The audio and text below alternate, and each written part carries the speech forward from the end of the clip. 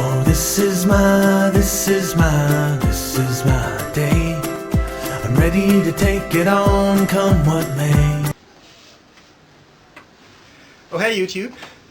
So this is part 2 of my update that I began on January 1st. So if you missed part 1, you should check the video, click on the video link on the right, or is it down below. So this part of the update, I'm going to tell you why I left New York, and as it says in the title, I just got tired of old New York. And then how did I end up in Singapore? So I'd spent about 16 years in New York by 2011, and I just got tired of New York. And that's putting it simply. But the best years, my best New York years, were from 1995 to about 1999, maybe 2000.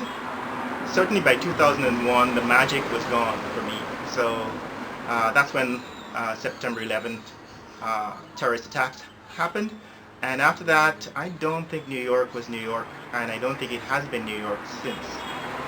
But this is 5 reasons why I left New York. I've actually boiled it down to 5 reasons, and these are the 5. So the first one is that I really got tired of living in New York. New York is expensive, and I think working on Long Island and commuting to the city every day for about 5 years just took its toll on me. And so one day when I was coming home from work, driving home from work, I got this searing pain in my chest. And so I pulled over to the side of the road because I was concerned. I thought I might be having a heart attack. And so I worked at a hospital, so I knew that I should probably go to the emergency room, but I knew that if I went to the emergency room, they'd probably give me a catheterization and eventually install stents and so on, because that's how hospitals get paid, right? That's how they make money. So if you come in with symptoms of a heart attack, chances are that you are going to receive some kind of treatment, most likely some interventional treatment.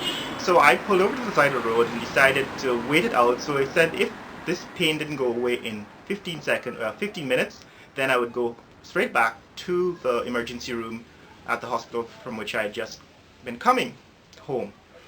And so while I did that, I waited, I rolled down the windows and I let the fresh air in. It was, I think, the middle of April, and so it was really cold. But I sat there and I started thinking and decided, you know what, I'm going to take the chance that this is not a heart attack. And I went home. But believe me, for the rest of the evening and the night, I was concerned. I was anxious. I was wondering, well, did I really have a heart attack? Is it going to happen again? And that was the beginning of anxiety. So I knew then that I needed to do something. So the end of my contract was in about 6 weeks from that point, or I think less than 6 weeks, about 3 weeks from that point. And so by the middle of May 2011, my contract ended and I had to make a decision. Was I going to stay in New York? I had an offer to go, well, I had been considering a position at Sloan Kettering in Manhattan, and I had considered going to Singapore for a sabbatical. And so I'd applied to 2, one a hospital and one a research institute in Manhattan, Sloan Kettering, and in Singapore, the Biomedical Sciences Institute. So I decided that I would wait it out and see how it felt. By then, the crisis,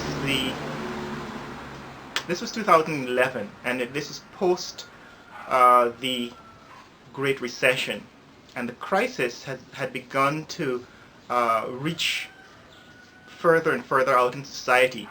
And so you saw a great influx of people from rural cities in America were just moving in. All these young people were just moving into New York City. And so Brooklyn, for example, you go down Flatbush Avenue, you'd see a whole bunch of white people, and this was kind of unusual. and there were all these people, these young people, teenagers and young adults, just moving in together and getting together and renting apartments, like 3 or 4 people